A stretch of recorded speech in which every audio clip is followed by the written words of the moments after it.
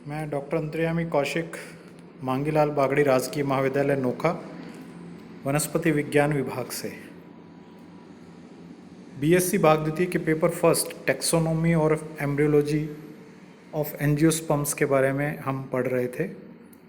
पिछले लेक्चर्स में हमने हर्बेरियम का निर्माण, हर्बेरियम का रखरखाव, विभिन्न भारत में पाए जाने वाले हर्बेरिया, उसके बाद में बॉटनिकल गार्डन, भारत में पाए जाने वाले बॉटनिकल गार्डन इत्यादि के बारे में डिस्कस किया।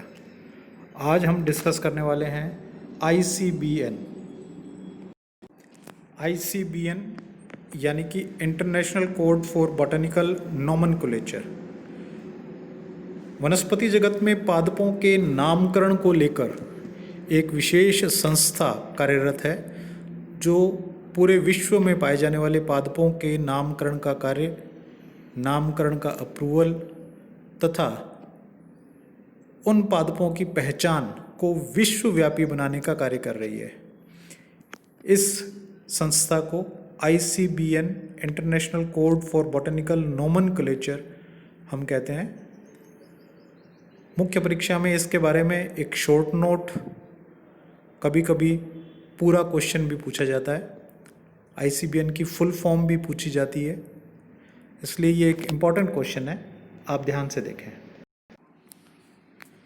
हमने इस टॉपिक को निम्न हेडिंग्स में विभाजित किया है: इंट्रोडक्शन, प्रिंसिपल्स, इस संस्था को किसने इंट्रोड्यूस किया, हु इंट्रोड्यूस दिस, नोमेनक्लेचर या नामकरण के मुख्य नियम, आईसीबीएन या आईबीसी इंटरनेशनल बॉटनिकल कोड की कब कब मीटिंग्स हुई, उसमें ranks of taxonomic categories, code of nomenclature, विभिन्न प्रकार के जो पादप हैं उनका टाइपिफिकेशन, नाम का पब्लिकेशन, जिस वैज्ञानिक या वनस्पति वैज्ञानिक ने उस पादप की खोज की जिसे हम ऑथर कहते हैं, author citation, choice of names और रिजेक्शन ऑफ नेम्स। यदि ये क्वेश्चन बड़े क्वेश्चंस में आता है, निबंधात्मक प्रश्नों में आता है, तब हम इन सभी हेडिंग्स का उपयोग करते हुए इसका उत्तर देंगे।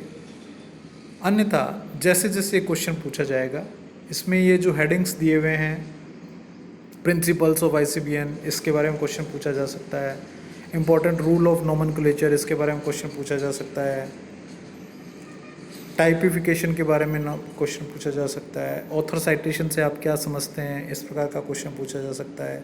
चॉइसेस और रिजेक्शन ऑफ नेम्स क्या चीज़ है। तो इस प्रकार से प्रत्येक हेडिंग का अलग अलग क्वेश्चन भी बन सकता है और एक ये बड़ा क्वेश्चन भी बन सकता है। शुरुआत करते हैं हम इंट्रोडक्शन से। इसमें हमने बताया है कि the nomenclature involves the principle govern by rules formulated and adopted by international botanical congress. Botanical congress, यहाँ पर बॉटनिकल कांग्रेस का मतलब है जब ICBN international code for botanical nomenclature के जो सदस्यगण हैं, इस संस्था के जो सदस्यगण हैं, उनके द्वारा एक मीटिंग की जाती है और उस मीटिंग में जो नए इंट्रोड्यूस्ड पादप हैं उनका नाम, जो नए पादप मिले हैं उनका नाम, या अदर प्लांट जिसके बारे में कोई डिस्कशन करना हो, या अगर किसी के नाम को परिवर्तित करना हो, या किसी के नाम पर कोई ऑब्जेक्शन हो, इत्यादि इत्यादि, पादप के नामकरण, उसकी पहचान से रिलेटेड जितने भी मैटर्स हैं उनके बारे में डिस्कस किया जाता है। इस मीटिंग को हम बॉटनिकल कांग्रेस का नाम दे देते हैं।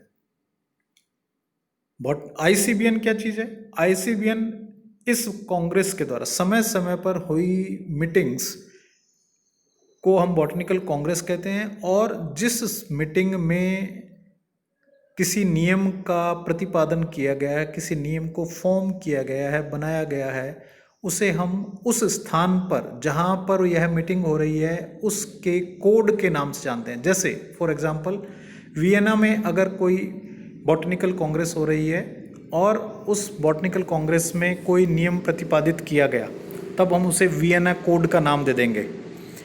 तो इस प्रकार से बॉटनिकल कांग्रेस के द्वारा बनाए गए नियम, उनके द्वारा ग्रहण किए गए नियम जो इंटरनेशनल लेवल पर, अंतर्राष्ट्रीय स्तर पर मान्य हैं, उनके द्वारा जो संस्था बनाई गई है उसे या उन नियमों के संग्रहण को international code of botanical nomenclature या ICBN कहते हैं। ICBN के प्रिंसिपल्स क्या क्या हैं? ICBN एक ऐसी बॉडी है जो पादप से संबंधित नामकरण को डील करती है। इसलिए पहला प्रिंसिपल ये है, botanical nomenclature is independent of zoological nomenclature. प्राणियों के नाम से पादपों के नाम का जो नोमेनक्लेचर है वो भिन्न है। दूसरा, application of name of taxonomy group is determined by means of nomenclature type. किस प्रकार का नामकरण है, किस प्रकार का नामकरण किया जा रहा है, इसलिए इसका निर्धारण टैक्सोनॉमी के द्वारा, उसके जो नेचुरल कैरेक्टर्स हैं, जो उसके वर्गीकरण के कैरेक्टर्स हैं, उनके द्वारा निर्धारित किया जाएगा। Number 3, the nomenclature taxonomy group is based on priority of the publication. अब यहाँ पर एक क्वेश्चन आता है, मान लीजिए दो वैज्ञानिक हैं जिन्होंने किसी एक पादप के अलग अलग स्थान पर अलग अलग समय पर खोज कर ली, और वो वैज्ञानिक कहते हैं कि भाई ये पादप मैंने खोजा, दूसरा वैज्ञानिक कहता है ये पादप मैंने खोजा। तो इसका निर्धारण कैसे हो? तो यहाँ पर priority of the publication principle लागू होता है। प्रायोरिटी ऑफ पब्लिकेशन का अर्थ है कि वह वैज्ञानिक जिन्होंने उस पादप की खोज की है, यदि उन्होंने किसी नेशनल या इंटरनेशनल जर्नल में उसको पब्लिश करवा लिया, जो पहले पब्लिश हो गया वह मान्य माना जाएगा, दूसरा मान्य नहीं माना जाएगा। इसे प्रायोरिटी ऑफ द पब्लिकेशन का नाम दिया गया। चौथा नियम है, each taxonomic group with a particular position and rank can only hire one correct scientific name. यदि कोई एक पादप एक स्थान पर यानी कि किसी फैमिली में किसी एक जीनस या स्पीसीज के रूप में पाया जा रहा है, तो विश्व भर में उसका एक ही नाम होगा, वो अलग अलग दो नामों से नहीं जाना जाएगा। इसका ये फ़ायदा है, जैसे मान लीजिए हिंदी में हम गुलाब, रोज़ को हम गुलाब कहते हैं, रोज़ा इंडिका एक पादप है जो कि गुलाब का पादप है, और पुष्प जो है गुलाब कहते हैं। लेकिन अगर मान लीजिए हम विश्व के किसी अन्य भाग में जाते हैं और वहाँ हम गुलाब कहेंगे तो वो नहीं समझेंगे, लेकिन अगर हम रोज़ा इंडिका कहेंगे तो वे समझ जाएंगे, क्योंकि पूरे विश्व में उस पादप का नाम रोज़ा इंडिका है बॉटनिकली। तो इस नियम का ये फ़ायदा है। अगला नियम है, the scientific name of taxonomic group treated और written in the Latin language. ये इन्होंने इसके अंदर लिमिटेशन लगाई है कि प्रत्येक नाम लैटिन लैंग्वेज में होना चाहिए, वही मान्य माना जाएगा। The rule of nomenclature are retroactive unless expressively limited. इसका अर्थ है कि कोई भी नियम जो है वो सब पर लागू होगा, वापस नहीं किया जा सकता। अर्थात ऐसा नहीं है कि यह पादप या यह प्लांट ग्रुप जो है उस पर यह नियम लागू है और दूसरे पर यह नियम लागू नहीं है। अर्थात यह एक सार्वभौमिक नियम है। ये प्रिंसिपल्स हैं इसके कुछ। सबसे पहले ICBN को इंट्रोड्यूस किसने किया या इस सिस्टम को किसने इंट्रोड्यूस किया, उसमें नाम आता है हमारे पास में कार्ल लिनियस का। ये एक स्वीडिश वैज्ञानिक थे, स्वीडन के वैज्ञानिक थे, जिन्होंने 1753 में एक किताब जिसे स्पीसीज प्लेंटेरम कहते हैं को लिखा, और उसमें इन्होंने कुछ इसके आधारभूत नियम प्रतिपादित किए। लिनियस एक स्वीडन के बॉटनिस्ट थे, फिजिशियन थे, जूलॉजिस्ट थे। उस समय में बॉटनी और जूलॉजी को हो सकता है अलग अलग नहीं माना जाता होगा, इसलिए वो दोनों कार्य करते थे। इन्होंने मॉडर्न बायोलॉजी की फाउंडेशन नींव रखी और एक नामकरण सिस्टम जिसे हम द्विनाम पद्धति, बायनोमियल नोमेनक्लेचर कहते हैं, वो प्रतिपादित किया। बायनोमियल नोमेनक्लेचर में प्रत्येक जीव के दो नाम होते हैं, एक को हम स्पीसीज और एक को हम जीनस कहते हैं। जीनस जो है वो पहले बड़े अक्षर से लिखा जाता है और स्पीसीज जो है वो छोटे अक्षर से बाद में लिखा जाता है। कार्ल लिनियस को फादर ऑफ मॉडर्न टेक्सोनोमी भी कहा जाता है और उन्हें फादर ऑफ मॉडर्न इकोलॉजी भी कहा जाता है। तो कार्ल लिनियस के द्वारा यह पद्धति विकसित की गई।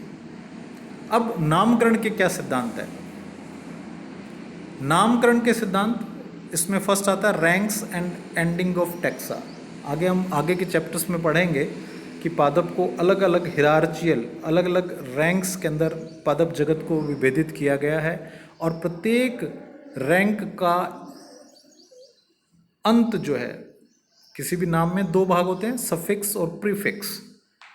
जो प्रीफिक्स है जो पहले नाम के पहले लगाया जाता है और सफिक्स जो नाम में बाद में लगाया जाता है। जो सफिक्स है वो निश्चित है, निर्धारित है। तो प्रत्येक रैंक का सफिक्स एंडिंग ऑफ टैक्सा जो है वो निर्धारित है। दूसरा आता है हमारे पास में प्रिंसिपल ऑफ प्रायोरिटी। हम पीछे पढ़ चुके हैं, आगे भी हम डिटेल में पढ़ेंगे। जो पहले जिसने खोजा, जिसने पब्लिश करवाया, उसको प्रायोरिटी मिलेगी, उसको प्राथमिकता मिलेगी और दूसरे को प्राथमिकता बाद में मिलेगी। टाइप मेथड्स, जो पादप वैज्ञानिक के द्वारा एकत्र किया गया, जो हमने पीछे हर्बेरियम पढ़ा, जिस शीट के आधार पर उस पादप की पहचान होती है वह शीट अलग अलग प्रकार से होती है, अलग अलग। आगे इस चैप्टर में हम टाइप मेथड्स पढ़ेंगे डिटेल में। उसके बाद आता है सिनोनिम्स एंड रिलेटेड डेफिनेशंस, ये भी आगे डिटेल में आएगा हमारे पास में। साइटेशन ऑफ ऑथर, लेखक का नाम, ये भी डिटेल में हम पढ़ेंगे। नेम ऑफ कल्टिवेटेड प्लांट्स, वे पादप जो उगाए जाते हैं, जो नेचुरल नहीं हैं, उनका अलग नामकरण है, उनके लिए अलग सिस्टम है। उसके बाद में लेटिन डायग्नोसिस, ये भी पीछे पढ़ चुके हैं, लेटिन होना चाहिए नाम। इफेक्टिव एंड वैलिड पब्लिकेशन, कौन सा पब्लिकेशन सही माना जाएगा, ये सब नियम आगे आएंगे। सबसे पहले आता है इंडियन बॉटनिकल काउंसिल, जिसने ICBN जिसमें डिस्कस होता है, उसकी मीटिंग्स कब कब हुई? 1892 में रोचेस्टर में, जिसे रोचेस्टर कोड कहा गया। 1905 में वियना कोड, 1907 में अमेरिकन कोड, 1910 में लॉरेंस, 1930 में कैम्ब्रिज कांग्रेस, 1983 में सिडनी ऑस्ट्रेलिया में और 2006 में वियना में हुई है अभी लेटेस्ट मीटिंग। पादप वर्गीकरण में ये रैंक हैं जिन्हें हम अलग अलग सफिक्स के द्वारा प्रदर्शित करते हैं। जैसे किंगडम, उसके लास्ट में आएगा बायोंटा। फाइलम, उसके अंत में आएगा फाइटा। सब फाइलम फाइटिना। क्लास ऑप्सिडा। सब क्लास एडी। सुपर ऑर्डर एनी। ऑर्डर एल्स। सब ऑर्डर इनी। सुपर फैमिली एरी। फैमिली ACEAE सब फैमिली ऑयडी। ट्राइब एई। Sub tribe any. जीनस के अंत में कोई भी सफिक्स नहीं है, लेकिन इसको इटैलिक्स में लिखना होगा या अंडरलाइन करना होगा तथा इसका फर्स्ट लेटर कैपिटल होना चाहिए, पहला अक्षर जो है कैपिटल होना चाहिए। इसी प्रकार से स्पीसीज, इसमें किसी प्रकार का कोई सफिक्स नहीं है, लेकिन जीनस के बाद में लिखा जाएगा। इसे भी इटैलिक्स में लिखा जाएगा या अंडरलाइन किया जाएगा और इसका फर्स्ट लेटर जो है स्मॉल होना चाहिए। मुख्यतया पादप वर्गीकरण में हम kingdom, phylum, class, order, family, genus और स्पीसीज का उल्लेख करते हैं, अतः यह इंपॉर्टेंट है, इन्हें आप जरूर याद करें।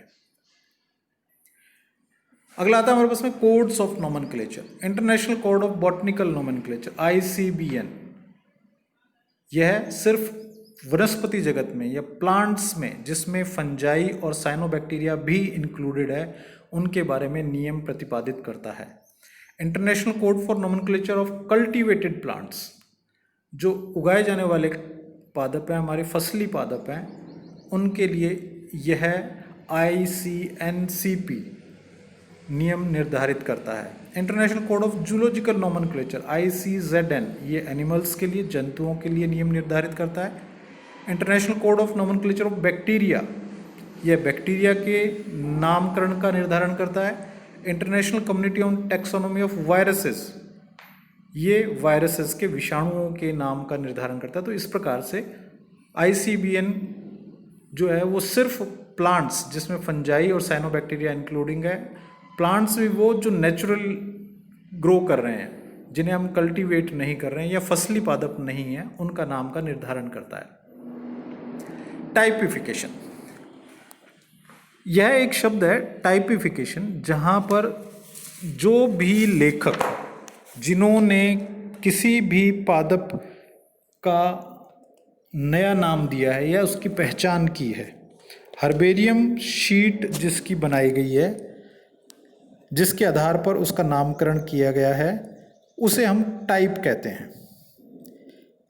टाइप का अर्थ है किसी लेखक द्वारा प्रामाणिक रूप से, ऑथेंटिकली, किसी प्लांट को जिस शीट पर पहली बार सबके सामने प्रस्तुत किया है, उसे हम टाइप कहते हैं। टाइप यह एक इम्पॉर्टेंट डॉक्यूमेंट है, क्योंकि पूरे विश्व में इसी हर्बेरियम शीट के आधार पर उस पादप की पहचान की जाती है। यदि यह परिरक्षित नहीं हो या उसका चित्र परिरक्षित नहीं हो, तो अलग अलग स्थान पर अलग अलग पादपों की पहचान अलग अलग प्रकार से की जा सकती है, जो कि एक एरर है। इसलिए जो टाइप है या किसी प्रकार का कोई मतभेद हो, तब टाइप शीट जो है वह सबसे पहले काम आती है, या सबसे ऑथेंटिक जो है डॉक्यूमेंट माना गया है। यह निम्न प्रकार की हो सकती है।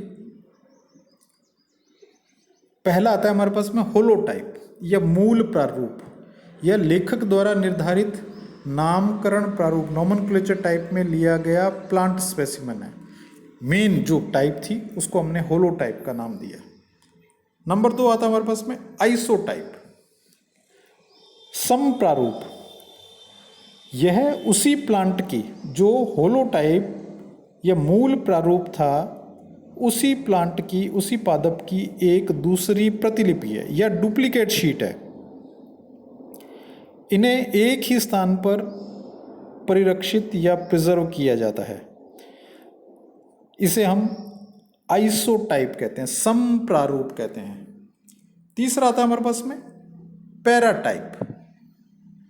पैराटाइप ऐसा पादप प्रतिरूप या स्पेसिमेन जो होलोटाइप के अतिरिक्त, होलोटाइप तो है ही है जिसके आधार पर नाम दिया गया, उसके अतिरिक्त वो सभी गुण, मौलिक विवरण जो है वो दे रहा है, या उसके आधार पर हम प्लांट को उसी प्रकार से पहचान सकते हैं जिस प्रकार से होलोटाइप में पहचाना था, तब हम उसे पैराटाइप कह देते हैं।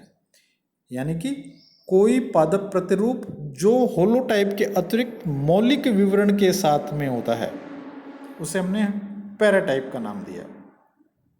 उसके बाद आएगा हमारे पास में सिनटाइप, यदि लेखक के द्वारा 2 पादप प्रतिरूप का उल्लेख किया जाए, होलोटाइप या जो नाम दिया है उसी समय लेखक 2 स्पेसिमेन के बारे में बता दे कि हमने इन दोनों के आधार पर इन पादपों को पहचाना है या इस पादप का नामकरण किया है, तो पहला वाला होलोटाइप कहलाएगा और दूसरा वाला उसका सिनटाइप कहलाएगा। तो यह होलोटाइप के साथ ही पाया जाएगा। उसके बाद आता है हमारे पास में लेक्टोटाइप। लेक्टोटाइप वह हर्बेरियम शीट है जो होलोटाइप के खोने के बाद में काम में आती है।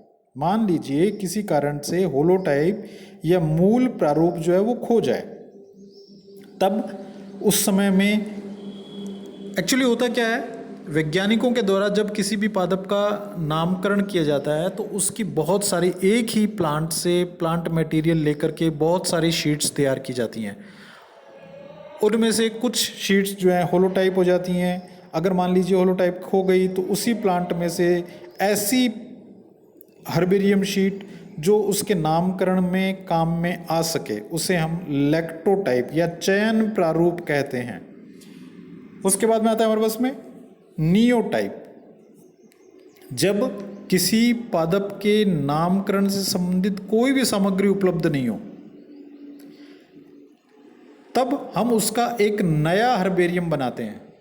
मान लीजिए कोई प्लांट का नामकरण हो गया है, हम उस प्लांट के बारे में जानते हैं, ये प्लांट ये नाम से है, लेकिन उसका कोई ओरिजिनल मटेरियल नहीं मिल रहा है, हमें ओरिजिनल हर्बेरियम शीट हमारे पास में नहीं है। तब हम उस प्लांट की एक नई शीट बनाएंगे जिसे हम नियो टाइप या नव प्रारूप कहते हैं। इसके पास से आता है टोपो टाइप।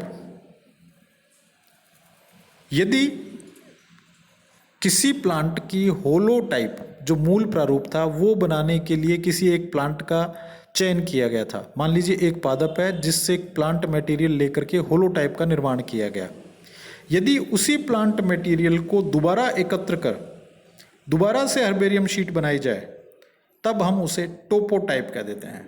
तो इस प्रकार से इसे हम टाइपिफिकेशन का नियम कहते हैं, जहाँ पर किसी भी प्लांट के आइडेंटिफिकेशन में अलग अलग प्रकार की हर्बेरियम शीट्स का उपयोग किया जाता हो और उन हर्बेरियम शीट्स को इस प्रकार से होलोटाइप, आइसोटाइप, पैराटाइप, सिन टाइप, लैक्टोटाइप, नियोटाइप और टोपोटाइप में हम विभेदित कर सकते हैं। इसके बाद में आता है हमारे पास में पब्लिकेशन। हमने बताया किसी भी प्लांट का पहचान, पादप का पहचान की जाती है और उसके नाम या उसके गुणों को किसी एक वैलिड या ऑथेंटिकेटेड या एक विशेष आप ये कह सकते हैं जर्नल में पब्लिश किया जाता है, प्रकाशित किया जाता है, तभी वह सही माना जाता है। इफेक्टिव पब्लिकेशन कौन सा है?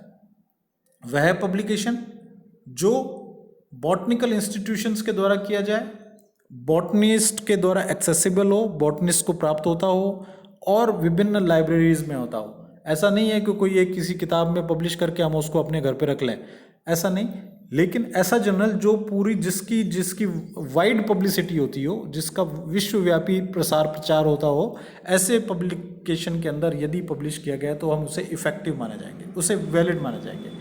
वैलिड के लिए निम्न रूल्स भी हैं। एक तो number 1, have a Latin diagnosis और डिस्क्रिप्शन। उसका डायग्नोसिस या उसका नामकरण, उसके करेक्टर्स सारे लैटिन लैंग्वेज में होने चाहिए। उसके बाद में उसकी रैंक क्लियर होनी चाहिए कि वह फैमिली, जीनस, स्पीसीज या किस रैंक को प्रदर्शित कर रहा है। Designated type and its location, उसका प्रकार और उसका स्थान निश्चित होना चाहिए और एक साइंटिफिक जर्नल में पब्लिश होना चाहिए। तो ये 4 मिनिमम क्वालिफिकेशंस हैं जिनके आधार पर पब्लिकेशन को वैलिड माना जाता है। इसके पश्चात आता है ऑथर साइटेशन। ये इंपॉर्टेंट चीज़ है। वैज्ञानिकों के द्वारा जब समय समय पर किसी पादप की खोज की जाती है, किसी एक टैक्सोन यानी कि एक यूनिट की, एक इकाई की, एक पादप की, किसी एक प्रजाति की खोज की जाती है, तब वह जब तक ऑथर का नाम, उसके खोजकर्ता का नाम उसके साथ नहीं है, उसको इनकम्प्लीट माना जाता है। जब वह सबसे पहले पब्लिश होता है तब उसके खोजकर्ता का नाम उसके साथ होना चाहिए, अदरवाइज वह गलत होगा। इससे ये फायदा है कि जब किसी पादप की खोज की गई है तो वह वैज्ञानिक जिसने वह खोज की है वह उसके करैक्टर्स को ऑथेंटिकेट कर सकता है, इसलिए उसका नाम बहुत ज़रूरी है। जो नाम है वो बहुत बड़े बड़े नाम हो सकते हैं, जैसे हमारे पास में अभी एग्जांपल आया कैरोलस लीनियस। किसी प्लांट के साथ में अगर मान लीजिए हम कैरोलस लीनियस लिखेंगे तो उस प्लांट से बड़ा नाम उस वैज्ञानिक का हो जाएगा। इसलिए यह एक सुविधा दी गई कि उस वैज्ञानिक के नाम को शॉर्ट फॉर्म में लिखा जाए, एब्रीवेटेड फॉर्म के अंदर लिखा जाए। जैसे एग्जाम्पल दे रखा वाइटेक्स लिन, कैरोलस लीनियस के द्वारा इसको खोजा गया और लिन नाम जो है उनका इसके साथ में शॉर्ट फॉर्म में लगा दिया गया। यदि 2 वैज्ञानिकों के द्वारा एक साथ खोजा गया है तब उसके साथ में एट, 2 वैज्ञानिकों के बीच में, नाम के बीच में एट, डॉट या एंड का साइन लगाना चाहिए। यदि वह खोज 2 से अधिक वैज्ञानिकों के द्वारा की गई है तो किसी एक मुख्य वैज्ञानिक, फर्स्ट जो ऑथर है, जो जिसने पहले, सबसे पहले या सबसे अधिक वर्क जिस उस पर किया है, उनका नाम पहले लिखते हुए उसके पश्चात एट ऑल लगाना चाहिए। यह स्थिति तब होगी जब 2 से अधिक वैज्ञानिक होंगे। इसके पश्चात आता है नाम की चॉइस। नाम कैसे रखा जाता है? यदि किसी स्पीसीज की या किसी एक टेक्सोन की रैंक चेंज की जाती है, रैंक चेंज यानी कि स्पीसीज को हमने जीनस में चेंज कर दिया या जीनस को हमने स्पीसीज कर दिया। यदि रैंक चेंज की जाती है तो इसका नया रैंक, इसका करेक्ट नेम होगा जो लेजिटिमेट है, जो लीगली सही है, वही नाम इसका सही माना जाएगा। अगर दो या दो से अधिक टैक्सा एक ही रैंक पर हैं, उनको आपस में जोड़ दिया जाता है। जैसे मान लीजिए कोई एक प्लांट दूसरे प्लांट से मिल रहा है, उन दोनों को जोड़ दिया जाता है, तो सबसे जो पुराना नाम है वह सही माना जाएगा। यदि एक स्पीसीज या जीनस को दो या दो से अधिक में डिवाइड किया जाता है, तब ओरिजिनल नाम जो है वह सही माना जाएगा। और यदि स्पीसीज को दूसरे जीनस में बिना चेंज रैंक को चेंज किए ट्रांसफर किया जाता है, तब उसका ओरिजिनल नेम जो है वह सही माना जाएगा। रिजेक्शन ऑफ नेम, यदि किसी प्लांट में लैटिन शब्द का यूज नहीं हो रहा है, उपयोग नहीं हो रहा है, तो उस पादप के नाम को सही नहीं माना जाएगा। अगर पादप के नाम के साथ किसी वैज्ञानिक का नाम, ऑथर का नाम सही तरीके से पब्लिश नहीं किया गया है, या किसी पादप के नाम पर दो वैज्ञानिकों के बीच मतभेद है, तब उस नाम को सही नहीं माना जाएगा। इसी प्रकार पुराने नाम को सही मानते हुए नए नाम को रिजेक्ट कर दिया जाएगा। तो ये कुछ नियम हैं जिनके आधार पर पादपों के नाम को रिजेक्ट किया जा सकता है। इस लेक्चर में हमने कुछ नई किताबों का रेफरेंस के रूप में यूज़ किया है। वो उनका नाम आपके लिए, यदि आपके लिए उपयोगी है तो आपके सामने, शेष अगले लेक्चर में। धन्यवाद।